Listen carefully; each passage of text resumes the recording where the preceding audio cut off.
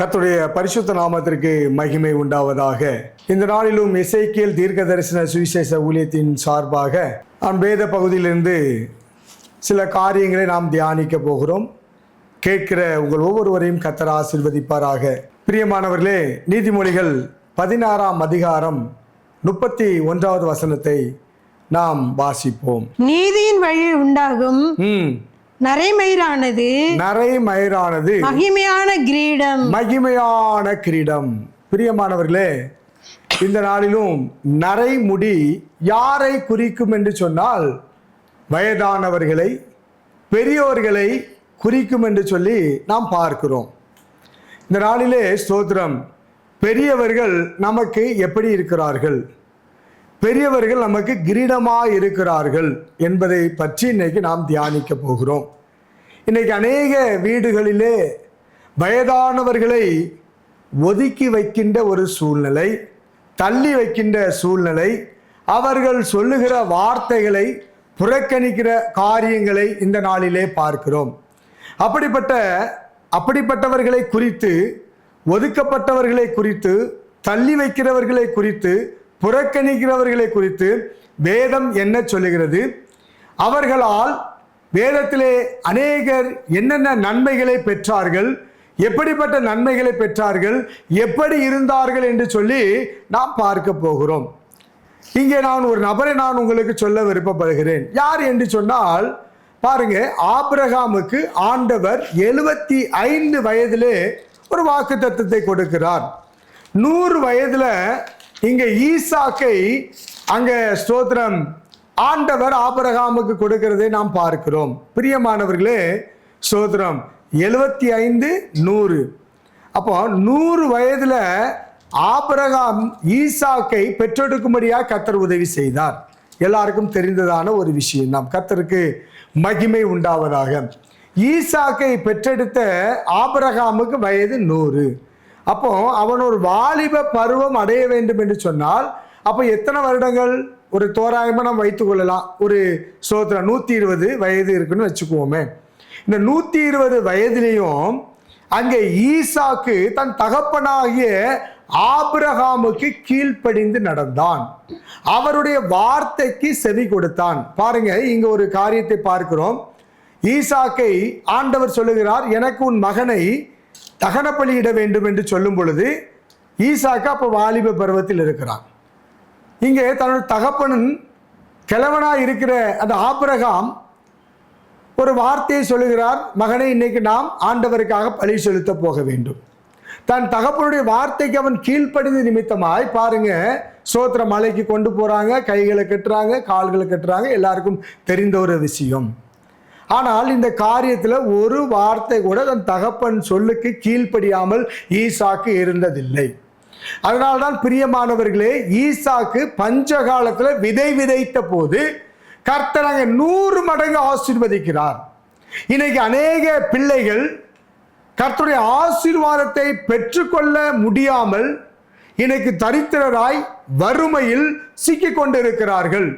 காரணம் என்ன என்று சொன்னால், தன் தகப்பனுடைய வார்த்தையை கேளாதபடிக்கு, தன் தாயின் வார்த்தையை கேளாதபடிக்கு அவர்களை புறக்கணித்து, அவர்களை புறந்தள்ளி, அவர்களை ஒதுக்கி வைப்பது நிமித்தமாய் வேதம் சொல்லுகிறது, உன் தாயும் தகப்பனையும் கனம் பண்ணுவாயாக. ஆண்டவர் சொன்ன பிரதான கட்டளைக்கு இன்னைக்கு ஒவ்வொரு பிள்ளைகளும் கீழ்ப்படியாததினால் ஆண்டவர் வைத்திருக்கிற பாலையும் தேனையும் சுதந்திரிக்க முடியவில்லை. அருமையானவர்களே, சொல்றோம், நம்ம அடிக்கடி சொல்றோம், பாலும் தேனும் ஓடுகிற தேசம். பாலும் தேனும் எப்படி ஓடும்? அப்போ தேன் பாருங்க, மலையில இருக்கிற அந்த தேன் அதிகமா இருக்கிறபடினாலே அது அப்படியே ஒழுகி ஓடுகிறது. அங்க இருக்கிற அந்த பசுமாடுகள் சோத்திரம் அதிகமான பால் சுரந்து கொண்டு இருப்பதனாலே ஆட்டோமேட்டிக்காக சோத்திரம் அங்கே வெளியேறுகிறதை நாம் பார்க்கிறோம். அதனாலதான் பாலும் தேனும் ஓடுகிற தேசம். பாலும் தேனும் ஓடுகிற தேசத்தை அருமையான பிள்ளைகள் சுதந்திரிக்க வேண்டும் என்று சொன்னால் அங்கே ஆண்டோடைய வார்த்தைக்கு கீழ்ப்படிந்திருக்க வேண்டும். அவர்கள் ஆண்டோடைய வார்த்தைக்கு கீழ்ப்படிந்தது நிமித்தம் தான் அங்கே பாலும் தேனும் ஓடுகிற தேசத்தில் போய் பிரவேசித்தார்கள். கீழ்ப்படியாதவர்கள் பிரவேசிக்கவில்லை. அது போகட்டும். இன்னைக்கு பெரியோர்களுடைய வார்த்தையை கனப்படுத்தி அவர்களுடைய வார்த்தைக்கு கீழ்ப்படிந்தது நிமித்தமாய் வேதத்தில் அநேக ஸ்தோத்திரம் சகோதரிகள் அருமையான ஸ்தோத்திரம் நன்மைகளை பெற்றிருக்கிறார்கள். இன்னைக்கு தகப்பனுடைய வார்த்தையை கேட்கிறவர்கள் கொஞ்சம் பேர் இருப்பாங்க. தாயினுடைய வார்த்தையை அறவே என்ன செய்யறது கேட்கறது இல்லை. கர்த்தருக்கு மகிமை உண்டாவதாக. ஏனென்று சொன்னால் அவள் பெண் தானே. ஸ்தோத்திரம். நம்ம எப்பொழுதுமே தாய்க்கு பயப்படுறதே கிடையாது. அவங்களை நம்ம ஒரு பாத்திரமாக எண்ணுவதும் கிடையாது. பிரியமானவர்களே, இன்னைக்கு அப்படிப்பட்ட பெண்மணிகள் ஸ்தோத்திரம் அந்த வயதானவர்கள் அவர்களோடு இருந்தது நிமித்தமாய் நடந்த நன்மைகள் என்ன? இன்னைக்கு அநேக பெரியோர்களை நாம் ஒதுக்கி வைக்கிறோம், அநேக தாய்மார்களை நாம் ஒதுக்கி வைக்கிறோம். அநேகர் ஸ்தோத்திரம் வீடுகளில் திருமணமான ஸ்திரீகள் தன்னுடைய மாமியாரை ஒதுக்கி வைக்கிறோம். பிரியமானவர்களே, அந்த மாமியார் ஒரு கூட இருக்கிறதுனால என்ன நடந்தது என்று சொல்லி நாம் வேதத்தில் பார்க்க போகிறோம். அதற்கு முன்பாக ஒரு வேத வசனத்தை நாம் வாசிப்போம். நீதிமொழிகள் 17ஆம் அதிகாரம் 6வது வசனத்தை வாசிப்போம். பிள்ளைகளின் பிள்ளைகள் பிள்ளைகளின் பிள்ளைகள் முதியோருக்கு கிரீடம் பிள்ளைகளின் மேன்மை அவர்கள் பிதாக்களே. அல்லேலூயா. வேறும் தெளிவா சொல்லு, பிள்ளைகளுடைய மகிமை அவர்கள் பிதாக்களே. அப்போ பெரியோர்களை வைத்துதான் பிள்ளைகளுக்கு மகிமை வேதம் தெளிவாய் சொல்லுகிறது. அப்ப அவர்கள் இருந்தாதான் நமக்கு என்னங்க மகிமை. நாம எப்படி இந்த உலகத்துக்குள்ளாய் பிரவேசிக்கிறோம்? நம்ம யார் என்று அடையாளம் காட்டிக் கொள்ளுகிறோம்? ஸ்தோத்திரம். இப்போ என்னுடைய தகப்பனார் பேர் பெருமாள். இப்போ என்ன எப்படி சொல்லுவாங்க என்னுடைய கிராமத்தில்? இவர் பெருமாளுடைய மகன். ஸ்தோத்திரம். நாளைக்கு ரட்சிக்கப்பட்டதுக்கு அப்புறம் மோசஸ். பிரியமானவர்களே, அப்போ நம்ம யாரை கொண்டு நம்மளை மகிமைப்படுத்துகிறார்கள் என்று சொன்னால் தன்னுடைய தகப்பனாரை வைத்து, தன்னுடைய தாயை வைத்து ஸ்தோத்திரம் நாம மகிமை அடைகிறோம். அதனால தான் வேதம் சொல்லுகிறது பிள்ளைகளுடைய மகிமை அவர்களுடைய பிதாக்களே. ஸ்தோத்திரம். அல்லேலூயா. அப்ப பாருங்க, இங்க ஒரு ஸ்திரியை ஒரு மகள் பற்றி கொண்டது நிமித்தமாய் அவளுடைய வாழ்க்கையில பெரிய ஒரு அற்புதம் நடந்தது. ஸ்தோத்திரம். இங்க நாம் ஒரு பாத்திரத்தை பார்க்க போகிறோம். எல்லாருக்கும் தெரிந்த ஒரு பாத்திரம்தான் நெகோமி என்றால் அவள் மகிழ்ச்சியானவள், இன்பமானவள் என்று சொல்லி நாம் ஆராய்ந்து பார்க்கும்போது ஸ்தோத்திரம் தெரிகிறது. நெகோமி என்றால் மகிழ்ச்சியானவள், இன்பமானவள். பாருங்க, அவளுடைய வாழ்க்கையில் என்ன மகிழ்ச்சி, அவளுடைய வாழ்க்கையில் என்ன இன்பம்னா ஒன்றுமே இல்லை. தன் கணவர் இறந்து போறாரு, 2 பிள்ளைகளுக்கும் திருமணம் பண்றாங்க, 2 மகன்களும் இறந்து போறாங்க. என்ன மகிழ்ச்சி? பேர் மட்டும் மகிழ்ச்சி, ஆனால் அவருடைய வாழ்க்கையில் ஒன்றுமே மகிழ்ச்சி இல்லை. பிரியமானவர்களே, ஸ்தோத்திரம். அப்படி மகிழ்ச்சி இல்லாத அவளோட ரூத் இணைந்து கொண்டாள். அவருடைய இன்னொரு மருமகள் ஸ்தோத்திரம் சொல்றா, உங்களுக்கு விருப்பம் இருந்தால் இருங்க, இல்லைன்னா போங்க. ஏன்னா உங்களுக்கு திருமணம் பண்ணி கொடுக்க இன்னொரு மகன் எனக்கு இல்லை. ஆனால் பாருங்க, அந்த ரூத்து அந்த நெகேமியை பற்றி கொண்டாள். இன்னைக்கு எத்தனை மருமகள், எத்தனை மாமியாரை பற்றி கொண்டு இருக்கிறார்கள். எத்தனை பேர் மாமியாரை கனம் பண்ணுகிறார்கள். முதலாவது திருமணமாகி வரும் பொழுது, ஐயோ நான் அவங்க அம்மா மாதிரி பார்த்துக்குவேன், எங்கள் அம்மா மாதிரி அவங்கள உபசரிப்பேன் அப்படின்னு சொல்கிறாங்க எத்தனையோ ஸ்திரீகள். அந்த மாமியாரை கொஞ்ச நாள் கவனிக்கிறார்கள், கொஞ்ச நாட்கள் கடந்து போன உடனே பாருங்க சோதரம் உதாசீனப்படுத்துகிறார்கள், ஒதுக்கி வைக்கிறார்கள். இல்லை இவருங்க பிரிஞ்சு போயிடுறாங்க. கவனிக்க வேண்டிய பிள்ளைகள், அவர்களுக்கு ஆகாரம் கொடுக்க வேண்டிய பிள்ளைகள், அவர்களை வழிநடத்த வேண்டிய பிள்ளைகள் அவர்களை விட்டு பிரிந்து போகிறதை பார்க்கிறோம். மகிமையை இழந்து போகிறார்கள், மகிமையை இழந்து போகிறார்கள். மகிழ்ச்சியான நெகோமி, இன்பமான அந்த நெகோமியுடைய வாழ்க்கையில ஒரு பெரிய பேர் அதிர்ச்சி. சமாதானமாய் தேசத்தை விட்டு கடந்து போனார்கள். ஆனால் மீண்டும் வரும்பொழுது தன் கணவரை இழந்து, பிள்ளைகளை இழந்து, சோதரம் ஒரு விதவையாய் வேதனைப்பட்டு கொண்டு துக்கப்பட்டு கொண்டு வருகிற அந்த நெகோமியை ரூத் சார்ந்து கொண்டாள், ரூத் பற்றி பிடித்து கொண்டாள், அவளுக்கு கீழ்ப்படிந்தாள். பிரியமானவர்களே, எத்தனை பேர் நம் வீடுகளில் நாம் கீழ்ப்படிந்து நடக்கிறோம்? சோதரம் பாருங்க, அவ கீழ்ப்படிந்தா கீழ்ப்படிந்த நிமித்தமாய் அவருடைய வாழ்க்கை மேன்மையானது, அவருடைய வாழ்க்கை உயர்த்தப்பட்டது. சோத்திரம். அவருடைய கண்ணீரை ஆண்டவர் கண்டார். அதனால்தான் அவர்களுடைய சந்ததியில தான் இயேசு வருகிறார். பாருங்க, எப்படிப்பட்ட ஒரு கணம், எப்படிப்பட்ட ஒரு உயர்வு, எப்படிப்பட்ட ஒரு மேன்மை பாருங்க. அப்போ ரூத்து அங்கே கீழ்ப்படிந்திருக்கிறாள். அந்த வயதான அந்த நெகோமியை, வயதான தன் மாமியாரை பற்றி பிடித்து கொண்டு அவருடைய வார்த்தைக்கு கீழ்ப்படிந்து நடந்தாள். அது நிமித்தமாய் தேசத்துல பாருங்க அவள் உயர்த்தப்படுகிறாள். ஒரு வசனத்தை நாம் வாசிப்போம். ரூத்து 1ஆம் அதிகாரம் 15வது வசனத்தை. அப்பொழுது அவள் இதோ உன் சகோதரி தன் ஜனங்களிடத்திற்கும் தன் தேவர்களிடத்திற்கும் திரும்பி போய்விட்டாளே. நீயும் உன் சகோதரின் பிறகே திரும்பி போ என்றாள். பாருங்க, போன்றா. உன் சகோதரி தான் போயிட்டாள, நீனும் போ. அடுத்த வசனத்தை வாசிங்க. அதற்கு ரூத் நான்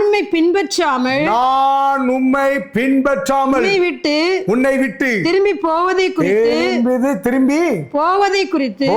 குறித்து என்னோட பேச வேண்டாம். பாருங்க, ரூத் வாழ வேண்டிய ஒரு வயசு, வாலிப பருவங்கள். அவன் நினைச்சிருந்தனா தன் மாமியாரை விட்டு போயிருக்கலாம். ஆனால் அவளுக்கு போக மனசு இல்லை. மாமியாரை பற்றி பிடித்து கொண்டாள். அது நிமித்தம் தான் பாருங்க, அங்கே யோவாசை திருமணம் செய்து கொண்டு அங்கே உயர்த்தப்படுகிறதை நாம் பார்க்கிறோம். அல்லேலூயா. உயர்த்தப்படுகிறதை பார்க்கிறோம். எப்படிப்பட்ட சூழ்நிலையில? பஞ்ச காலத்துல தன் மாமியாரோ நம்பி வந்துட்டா. ஆனா அங்க பஞ்சம், அங்க தரித்திரம், ஒன்றுமே இல்லை. இல்லாத ஒரு சூழ்நிலையிலும் ஆனா அந்த மாமியாரை விட்டு மாத்தா அவர் விலகவே இல்லைங்க. இன்னைக்கு ஏதாவது ஒரு சூழ்நிலை நம்ம முதல்ல சோதரம் நம்ம குடும்பத்தில் நடக்கிறது என்ன தெரியுமா? சோதரம் அநேக ஸ்திரீகள் உடனே தன் கணவரை பிரித்து கொண்டு போறோம். இல்லைங்க, உங்களுக்கு கிரீடம் யாருன்னு சொன்னா, உங்களுக்கு மகிமை யாருன்னு சொன்னா, சோதரம் உங்க வீட்டில் இருக்கிற பெரியவங்க தான். வேதம் சொல்லுகிறது, நான் சொல்லல, வேதம் சொல்லுகிறது. உங்களுக்கு கிரீடம், உங்களுக்கு மகிமை யார் என்று சொன்னால் உங்க வீட்டில் இருக்கிற மாமியார், உங்க வீட்டில் இருக்கிற பெற்றோர்கள் தான். அருமையானவர்களே, அந்த நெகோமியை அந்த ரூத்து பற்றி கொண்டது நிமித்தம், பிடித்து கொண்டது நிமித்தம், அவருடைய வார்த்தையை கேட்டது முக்கியமான காரியம் அதுதான். அங்க நெகோமி என்ன வார்த்தை சொன்னாலோ அதை ரூத்து கேட்டு கீழ்ப்படிந்து நடந்து கொண்டாள். அதனாலதான் அவளுடைய வாழ்க்கை ஆசீர்வதிக்கப்பட்டது. இன்னைக்கு அநேகருடைய வார்த்தை, அநேகருடைய வீடுகளிலே ஆசீர்வாதம் இல்லை என்று சொன்னால் பின்னாடி கொஞ்சம் நம்ம திரும்பி பார்க்க வேண்டும். நாம் எப்படிப்பட்ட சூழ்நிலையிலிருந்து வந்திருக்கிறோம், யாரெல்லாம் புறக்கணித்துட்டு வந்திருக்கிறோம், யாரெல்லாம் ஒதுக்கி வச்சுட்டு வந்திருக்கிறோம், யாரெல்லாம் தள்ளி வச்சுட்டு வந்திருக்கோம்னு சொல்லி நாம் சற்று சிந்தித்து பார்க்க வேண்டும். வேதம் தெளிவாய் சொல்லுகிறது, பெரியோர்கள் நமக்கு கிரீடம். நாம நரமுடி வெள்ளமுடி வந்த உடனே இவர்கள் ஒன்றுக்கு உதவாதவர்கள் என்று சொல்லி நாம் தள்ளி வைக்கிறோம். பாருங்க, அதுதான் அவர்களுக்கு மகுடமா. வேதம் சொல்லுகிறது அதுதான் அவர்களுக்கு மகுடம் என்று சொல்லி. அருமையானவர்களே, அப்போ ரூத்து நெகோமியை சார்ந்து இருந்தது நிமித்தமாய் அந்த தேசத்திலே அவள் உயர்த்தப்பட்டாள், அந்த தேசத்திலே அவள் ஆசீர்வதிக்கப்பட்டாள். அவள் ஆசீர்வதிக்கப்பட்டு உயர்த்தப்பட்டது நிமித்தம்தான் தேவன் அந்த சந்ததியிலிருந்து இயேசு கிறிஸ்து பிறக்கும்படியாய் கர்த்தர் உதவி செய்தார். அல்லேலூயா. அப்ப எப்படிப்பட்ட உயர்வு பாருங்க, எப்படிப்பட்ட மேன்மை பாருங்க. அருமையானவர்களே, ஸ்தோத்திரம். அப்ப நாம ஒருவரை, பெரியோரை சார்ந்து இருக்கும்போது, அவருடைய வார்த்தைக்கு கீழ்ப்படியும் போது கர்த்தர் நம்மளை உயர்த்துகிறவராய் இருக்கிறார். அல்லேலூயா. இன்னொரு நபரை நாம் பார்ப்போம். எஸ்தர் புஸ்தகத்தை எடுத்துக்கொள்வோம். எஸ்தர் 4ஆம் அதிகாரம் 16வது வசனத்தை நாம் வாசிப்போம்.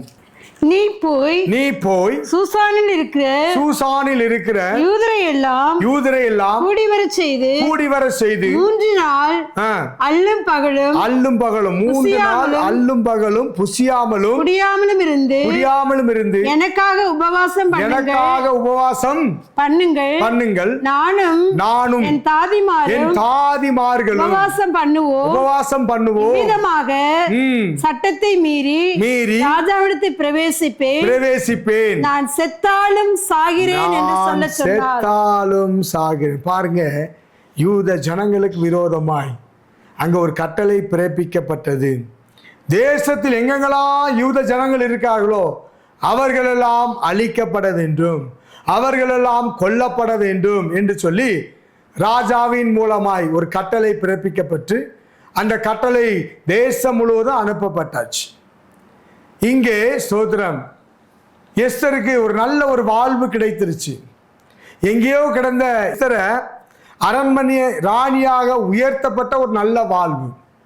இன்னைக்கு நமக்கெல்லாம் ஒரு நல்ல வாழ்வு கிடைத்தது என்று சொன்னால், நல்ல ஒரு உயர்வு கிடைத்தது என்று சொன்னால், நாம உயர்வுக்கானவர்கள் நாம் மறந்து விடுவோம். இங்கே எஸ்தர் தன் தேசத்தின் ஜனங்கள் அழிக்கப்பட போறாங்க, அவ ஏன் உபவாசம் இருக்கணும்? பாருங்க, யாரோட உபவாசம் இருக்காங்க பாருங்க, தன்னுடைய தாதிமார்களோடு உபவாசம் இருந்தால். அங்க இருக்கிற தாதிமார்கள் என்று சொன்னால் மருத்துவச்சிகள், பெரியோர்கள், ஸ்தோத்திரம், அவர்களோடு உபவாசம் இருந்தால் என்று சொல்லி இங்க வேதம் சொல்லுகிறது. பாருங்க, தேசத்துக்காக, தேசத்தின் ஜனங்களுக்காக அங்கே இருந்த தாதிமார்களோடு இணைந்து எஸ்தர் ஜெபித்தது நிமித்தமாய் பாருங்க, அங்கே அவள் உயர்த்தப்படுகிறாள். அங்க ராணியாக, ஒரு இளவரசியாக அங்க உயர்த்தப்படுகிறாள். பாருங்க, நீங்க ராஜாவை சாதாரணமாக பார்க்க முடியாது, ராஜாவாக சாதாரணமாக பார்க்க முடியாது. எப்பொழுது செங்கோல் நீட்டப்படுகிறதோ அப்பொழுதுதான் அங்கே ஸ்தோத்திரம் ராஜாவை பார்க்க முடியும். இங்க ஒரு அவசர நிலை, இந்த அவசர நிலையில ராஜாவை பார்த்தாக வேண்டும், ராஜாவினிடத்துல சொல்லியாக வேண்டும். இப்போ அவர்கள்லாம் நினைத்தா சொல்ல முடியாது. ஆனாலும் அங்க எஸ்தர் பாருங்க, அங்க அநேக பேர் உண்டு. ஏன் அவள் தாதிமார்களோடு இணைந்து உபவாசம் செய்ய வேண்டும்? அங்க அநேகர் உண்டு. அரண்மனை என்று சொன்னால் அநேகர் இருப்பார்கள், அநேக வேலையாட்கள் இருப்பார்கள், வாலிபர்கள் இருப்பார்கள், வாலிப ஸ்திரீ இருப்பார்கள். அவர்களோடு இணைந்து ஜெபிக்கலாமே, ஏன் அவர்கள் தாதிமாரோடு இணைந்து ஜெபித்தார்கள்? அல்லேலூயா. பாருங்க, அப்போ பெரியோர்களோடு இணைந்து ஜெபிக்கும் போது ஸ்தோத்திரம், நம்ம இன்னைக்கு பெரியோர்களை உதாசீனப்படுத்துகிறோம். அப்ப அந்த பெரியோர்களிடத்திலிருந்து சில காரியங்களை கர்த்தர் நமக்கு வெளிப்படுத்துவார், பெரியோர்களிடத்தில் சில காரியங்களை கர்த்தர் நமக்கு உணர்த்துவார், உயர்த்துவார். அருமையானவர்களே ஸ்தோத்திரம், பாருங்க, அவர் தன்னுடைய தாதிமார்களோடு இணைந்து உபவாசித்து ஜெபித்தாள். அங்க உபவாசித்து ஜெபித்தது நிமித்தமாய் அங்கு யூத ஜனங்களை அழிக்கும்படியாய் பிறப்பிக்கப்பட்ட கட்டளையை ரத்து செய்தார் ராஜா. அப்ப தன் தேசத்துக்காக பெரியோர்களோடு இணைந்து ஜெபித்த ஸ்தோத்திரம் அந்த எஸ்தரை கர்த்தர் உயர்த்தி வைத்தார். அவ ஜெபிக்காம இருந்திருக்கலாமே, அவளுக்கு மேன்மையான ஒரு வாழ்வு, உயர்த்தப்பட்ட ஒரு வாழ்வு, அவளுக்கு எந்த ஒரு பிரச்சனையும் கிடையாது, சுகபோகமா இருக்கலாம், ராஜபோகமா இருக்கலாம். இன்னைக்கு அப்படிப்பட்ட சூழ்நிலை ஒருவேளை நமக்கு வாய்த்திருக்கும் என்று சொன்னால் நாம் எப்படி இருப்போம்? நாம் பின்னாடி திரும்பி பார்ப்போமா? இந்த ஜனங்களை பார்ப்போமா? உறவுகளை பார்ப்போமா? எல்லாரையும் ஒதுக்கி தள்ளுவோம். உயர்வு வரும்போது எல்லாரையும் விலைக்கிடுவோம். ஏன்னு சொன்னா, உயர்வு வந்துருச்சுன்னா மாமியார் எதுவும் கேட்பாங்களோ, பெற்றோர்கள் எதுவும் கேட்பாங்களோ, உறவுகள் எதுவும் கேட்குமோ, நண்பர்கள் எதுவும் கேட்குமோன்னு சொல்லி நாம் ஒதுக்கி வைப்போம். உயர்ந்த நிலையிலும் எஸ்தர் தன்னுடைய தாதிமார்களோடு இணைந்து அங்கே ஜெபித்த போது, அந்த வயதானவர்களோடு சேர்ந்து அவள் ஜெபித்த போது கர்த்தர் ஒரு பெரிய மாற்றத்தை உண்டு பண்ணினார். அதனால்தான் வேதம் சொல்லுகிறது, அவர்களுடைய மகிமை பிதாக்கள். அப்ப எஸ்தருடைய மகிமை யாருன்னா தாதிமார்கள் தான். எஸ்தருடைய மகிமை, அவளுக்கு வந்த மகிமை யாரால அப்படின்னு சொன்னா தாதிமார்களால தான், அந்த மருத்துவச்சிகளால தான், அந்த பெரியோர்களால தான். அல்லேலூயா, கர்த்தருக்கு மகிமை உண்டாவதாக.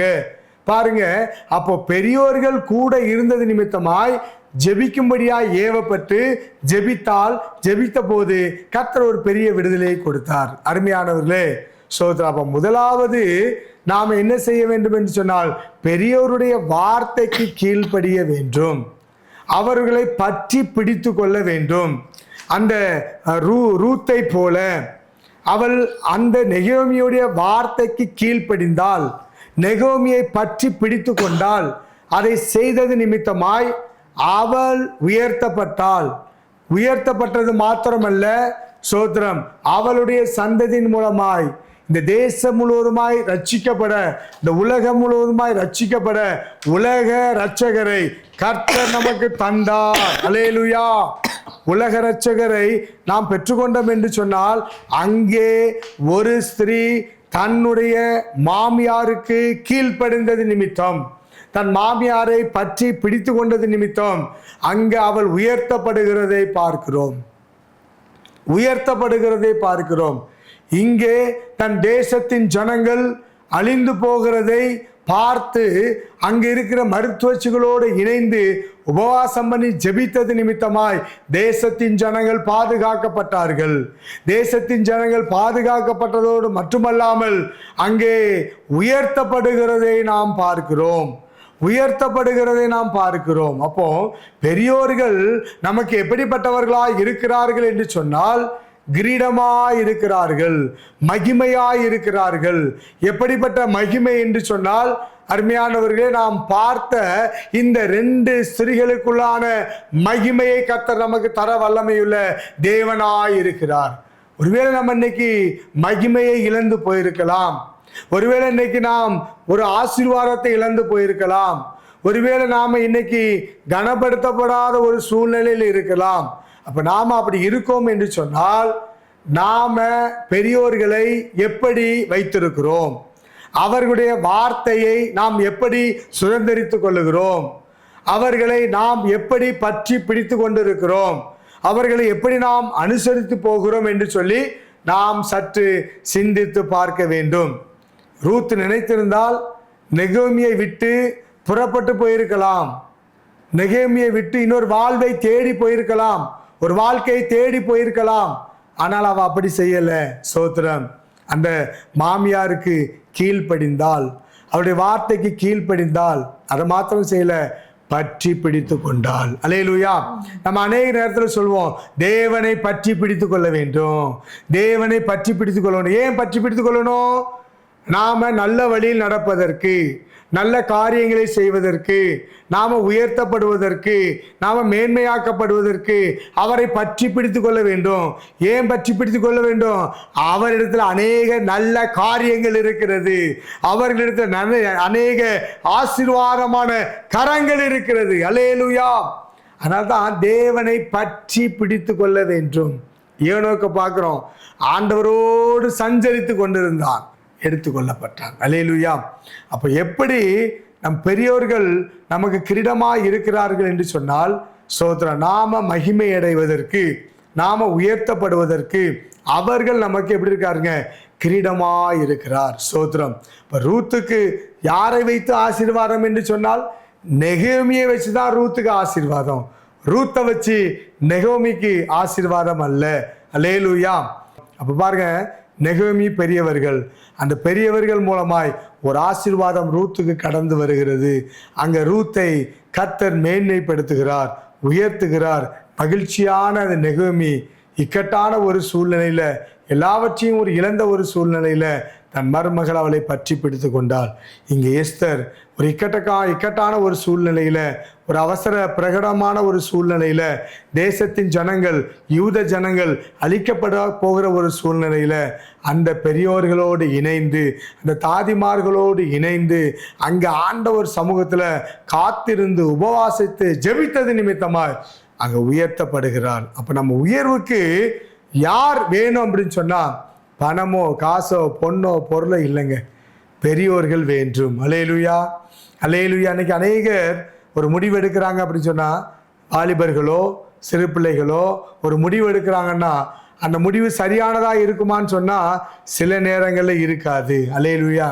அப்ப அந்த முடிவை குறித்து நாம் பெரியோர்களோடு விவாதிக்கும் போது, ஒரு முடிவை குறித்து பெரியோர்களோடு நாம் பேசும்போது அதற்கு சரியான ஆலோசனைகளை நமக்கு தருவார்கள். வேதம் அப்படியா சொல்லுகிறது, அநேக ஆலோசனைக்காரர்கள் இருக்கும் இடத்துல தான் அற்புதம், அநேக ஆலோசனைக்காரர்கள் இருக்கும் இடத்துல தான் விடுதலை.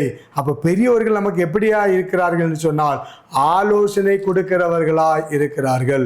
பெரியோர்கள் நமக்கு எப்படி இருக்கிறார்கள் என்று சொன்னால் நம்மளை சரியான வழிகளில் நடத்துகிறவர்களாய் இருக்கிறார்கள். பெரியோர்கள் நமக்கு எப்படி இருக்கிறார்கள் என்று சொன்னால் நம்முடைய கோணலான வழிகளை எல்லாம் செவ்வையாக்குகிறவர்களாய் இருக்கிறார்கள். ஒருவேளை ரூத்து தன்னுடைய மாமியாரை விட்டு போயிருந்தா அவருடைய வாழ்க்கை எப்படி இருந்திருக்குமோ தெரியாது. ஆனால் பற்றி பிடித்து கொண்டது நிமித்தமாய் அவளுடைய வாழ்க்கை ஆசீர்வாதமாய் இருந்தது.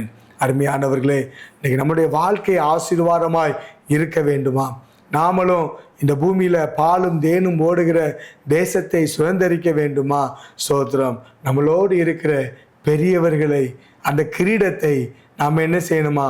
பெற்றுக்கொள்ள வேண்டும். அந்த கிரீடத்தை பற்றி கொள்ள வேண்டும். அந்த கிரீடத்தினுடைய அந்த வார்த்தைக்கு கீழ்ப்படிய வேண்டும். அவர்களோடு இணைந்து நாம் ஜெபிக்க வேண்டும். அவர்களோடு இணைந்து நாம் உபவாசிக்க வேண்டும். இதெல்லாம் செய்யும்போது கர்த்தர் நம்மளை உயர்த்துகிறவராய் இருக்கிறார். அல்லேலூயா. கர்த்தர் நம்மளை உயர்த்துகிறவராய். அப்போ நம்ம உயர்வடைய வேண்டும் என்று சொன்னால் நமக்கு பின்னாடி யார் இருக்கணும்னு சொன்னால் நம்முடைய பெற்றோர்கள் இருக்க வேண்டும். நாம் உயர்வடைய வேண்டும் என்று சொன்னால் நமக்கு பின்னாடி யார் இருக்குன்னா நம்முடைய மாமியார் இருக்கணும், மாமனார் இருக்கணும், நம்முடைய தகப்பனார் இருக்கணும், தாய் இருக்கணும். சோத்திரம். இந்த வசனத்தின் மூலமாய் கர்த்தர் உங்களை ஆசீர்வதிப்பார். அப்போ நீங்கள் உயர்வடைய வேண்டும் என்று சொன்னால் பெரியோர்கள் நமக்கு என்ன செய்யுங்க? கிரீடமாக இருக்கணும். அவர்களை உதாசீனப்படுத்தக்கூடாது, அவர்களை தள்ளி வைக்கக்கூடாது. சோத்திரம். அவர்களுடைய வார்த்தைகளை நாம் ஒருபோதும் என்ன செய்யக்கூடாது? ஒதுக்கி வைத்து விடக்கூடாது. அவருடைய வார்த்தைகளுக்கு நாம் செவி சாய்க்க வேண்டும். வேதம் இப்படியா சொல்லுகிறது, பெரியோர்களை நாம் என்ன செய்யணும்? கனம் பண்ண வேண்டும். தாய் தகப்பன் என்ன செய்யணும்? கனம் பண்ண வேண்டும். கனம் பண்ணும்போது கர்த்தர் நம்மளை உயர்த்துகிற தேவனாய் இருக்கிறார். அல்லேலூயா. ஸ்தோத்திரம். நம்ம ஜெபித்து முடிப்போம். மிக அதிகமாய் நேசிக்கிற எங்கள் அன்பின் பரலோக பிதாவே, உம்மை நன்றி உள்ள இருதயத்தோடு நாங்கள் துதிக்கிறோம். ஆண்டவரே, இந்த நாளிலும் பெரியோர்களை பற்றி நீங்கள் வேதத்தில் அநேக காரியங்களை சொல்லியிருக்கீங்க. நரைமுடி கௌரவமான மகுடம் என்று சொல்லியிருக்கீங்க.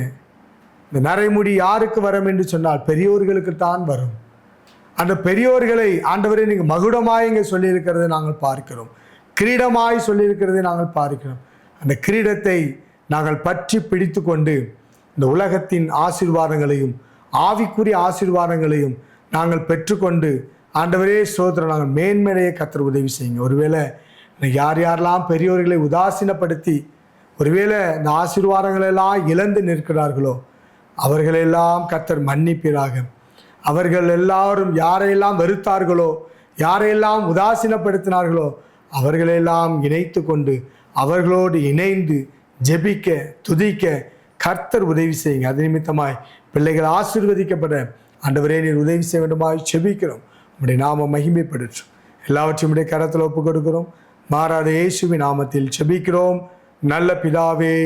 ஆமேன், ஆமேன். God bless you. கர்த்தர் உங்களை ஆசீர்வதிப்பாராக. ஆமேன்.